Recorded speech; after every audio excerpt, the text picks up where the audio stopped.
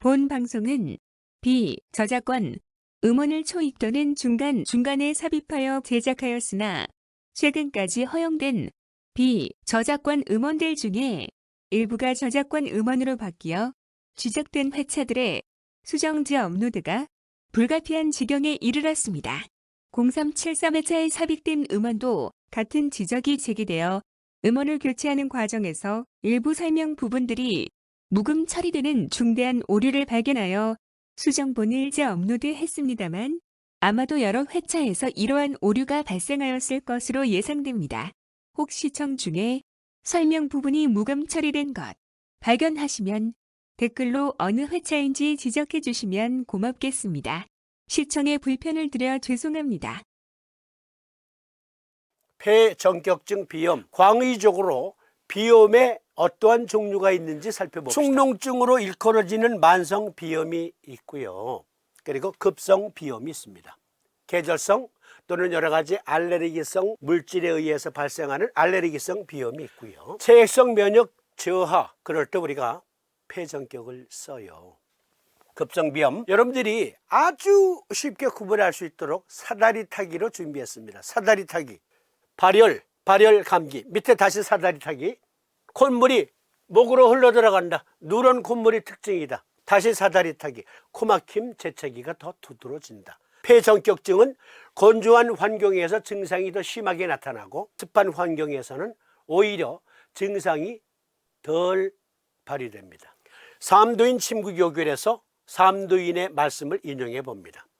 한 남자가 나이 20살에 코가 막힌 지가 이미 10여 년인데 들건대 홍역을 앓고 난 후에 촉풍으로 해서 착한 것이라 하므로 폐전격을 썼더니 1도에 쾌차하더라. 여기에서 주의하실 것, 삼도인께서 강조하신 내용, 코가 막힌 지가 이미 10여 년이라. 그런데 폐전격을 쓰자마자 그 자리에서 코가 뻥 뚫렸다 이 얘기예요.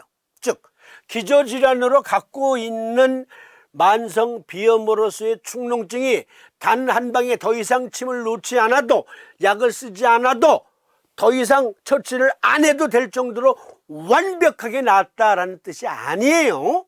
처음에 홍역 후에 촉풍으로 해서 홍역을 앓고 나서 또 감기를 앓은 거야. 독감을 앓은 거야. 상한눈에 보면 중풍증이 나와요. 중풍증은 뭐냐면 뇌일혈 이런 걸 말하는 게 아니라 계지탕을 써야 할 증. 즉 감기 독감 초기에 아주 미세한 바람도 싫어. 그런데 만져보니까 좀 스티키해. 끈적끈적거려. 송글송글 맺히는 땀은 아닐지라도 끈적거려. 그러면 그걸 유한증이라고 합니다. 땀구멍이, 모공이 열려있죠? 그래서 아주 미세한 바람도 싫어해요. 그걸 상한 중풍증이다 한 겁니다.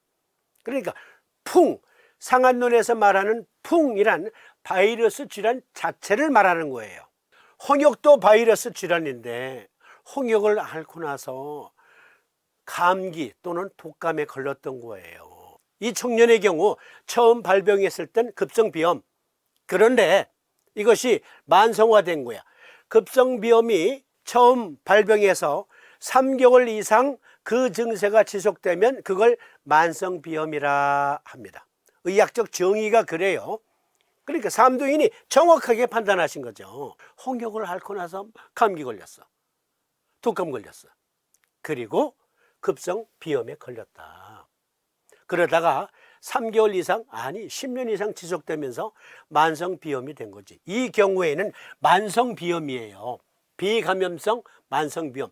지금 우리가 급성비염을 토론하고 있지만 이 경우는 급성비염이 아니라 만성비염이었다. 처음에 발병했을 때 급성비염이었지. 그러니까 삼도인 침구 요교를 읽을 때는 행간을 잘 읽어야 돼요.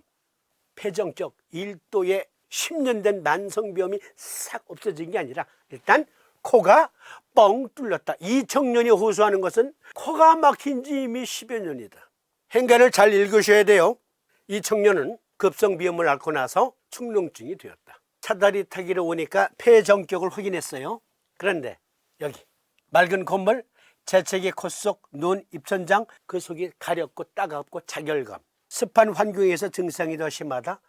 급성 비염에서도 흔히 나타나는 증상이에요. 협의적으로 볼 땐 노란색 문자로 표기된 이쪽 내용이 폐정격증의 정증이고, 이건 섞인 거야. 알레르기성 비염으로 바뀔 수도 있고 만성 비염에서도 이 증상이 나타날 수 있어요. 그러면 이 경우에는 어떻게 도와줄 것인가? 이것은 조경명조 위토경편에서 다시 다룰 거예요. 다시. 하지만 비교를 위해서, 그리고 초심자들에게 어떻게 올바른 요법을 적용할 것인가 구분법을 말씀드리기 위해서 먼저 인용합니다. 맑은 콧물, 재채기, 콧속, 눈, 입천장 막 따갑고 가렵고 붉고 충혈되어 있어요. 습한 환경에서 증상이 더 심하게 나타난다. 이것은 위정격이 올시다. 위정격을 써야 돼요. 사다리 타기로 보니까 구분되죠? 어떨 때 위정격을 쓰느냐. 급성 비염에서도 위정격증과 폐정격증 구분 확실히 하실 수 있겠죠? 물론 기초를 떼신 분들에 한해서예요. 역시 의학적 근거를 찾아봅니다. 이번엔 상한론에서 찾아보는데요. 고박요약 가지고 계신 분들은 소총룡탕증을 확인해 보세요. 소총룡탕증에 보면 소총룡탕증에는 발열이 있어요. 주중에 발열이 있고, 그리고 기상중이 있고. 그런데 복진을 해보면 물소리가 들려. 물소리가 꿀렁꿀렁 꼬르륵 꼬르륵 꼴꼴꼴 소리가. 그래서 이한 수독증이 있다. 사우나 등의 습한 곳에 가면 콧물, 기침, 천식 증상이 심해진다. 심하는 위완이 있는 곳이며 심하유수기는 즉 위완 흉격간에 수음이 정체해 있는 것이며 건구 발열은 태양표증이고 해의 혹천은 수음이 폐에 범하여 기역한 것이다. 이 소총룡탕증의 이 내용을 보고 적어도 30-40년 전까지만 해도 서의학자들이, 특히 우리나라의 서의학자들 중에 일부, 기관이 달라 폐와 위와 흉격 등등이 어떻게 연결되어 있다고, 뱃속에 물이 많다고 해서 그것으로 천식을 발할 수가 있고 그것으로 기침, 콧물, 비염을 발할 수가 있어. 그래서 한의학은 미신만도 못해. 이렇게 애써 무시했다니까. 그런데 오늘날 서의들이 이걸 따라해. 뭐냐면 기침, 콧물, 재채기가 온갖 그 정확한 처방을 써도, 거기에 맞는 처방을 써도 안 나. 그러면 역류검사 최근에 해보신 적 있습니까? 네? 역류검사가 뭡니까? 위완에 있는 물이 위산과 섞여 있는데 체열로 그것을 데우면 그것이 기화돼서 식도를 타고 올라와서 후두, 인두, 편도를 자극해서 천식, 기관지염 또는 비염을 일으킬 수 있습니다. 온갖 약을 써도 안 낫다면 아마 역류성 질환일 수도 있어요. 그런 경우엔 약을 달리 써야 되니까 확인해 봅시다. 그래서 역류성 질환이 확인되면 처방이 달라. 무엇을 쓰냐면 H2 블로커라는 약을 씁니다. 주약이 H2 블로커, 즉 큐란, 잔탁, 오메프라졸 등등의 약이에요. H2 블러커는 위산 분비를 억제시키는 약, PPI는 위산을 위장으로 수송하는 프로톤 펌프 밸브를 잠궈버리는 약들을 말합니다. 위장약이에요. 위장약. 그러니까 소총룡탕증에 나와 있는 대로 위완의 수기가 폐를 범접할 수 있다는 말은 의과학적인 거라고요. 서희는 최근에서야 이걸 깨달았지만 중경사는 거금 2500여 년 전에 이 사실을 알았던 거지. 심하는 위완이 있는 곳이며 심하유수기는 즉 위완 흉격간에 간질간에 수음이 정체해 있는 것이며 건구발열은 태양표증이고 해혹천은 수음이 폐에 범하여 기역한 것이다. 그래서 기상충이 있어요. 그러니까 이 경우에는 위정격을 써야 한다는 거예요. 위정격을. 그래서 복진을 해보면 확인할 수가 있거든요. 배꼽 주위를 중심으로 해서 쭉 눌러보는 거예요. 그리고 명치를 눌러봐요. 그 명치를 누르니까 아파요 그런다고. 그래서 다시 부드럽게 깊숙이 눌러보는 거야. 그랬더니만 이 친구가 극하고 트림을 하면서 아우 시원해. 이건 전문 용어로 심하비경이라고 합니다. 심하비경은 수음이 정체되어 있는 거예요. 위내에 물이 많이 고여 있다. 이런 경우에 급성 비염인데 묽은 콧물이 주 증상이더라. 헤이피버라는 고초열 증세가 섞여 있다.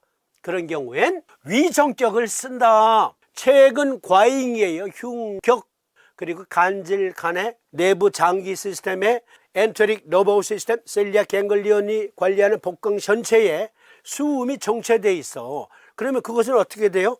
불수의근이 올리게 돼 있어. 위로 올려. 올려서 결국은 오심방, 오심실, 그리고 폐로 들어간다니까. 그러니까 많은 습이 유입이 되고, 그리고 복부 정가운데에서는 습을 데워서 기화시켜서 올려. 그러면서 생기는 비염, 급성 비염에 그게 섞여 있다.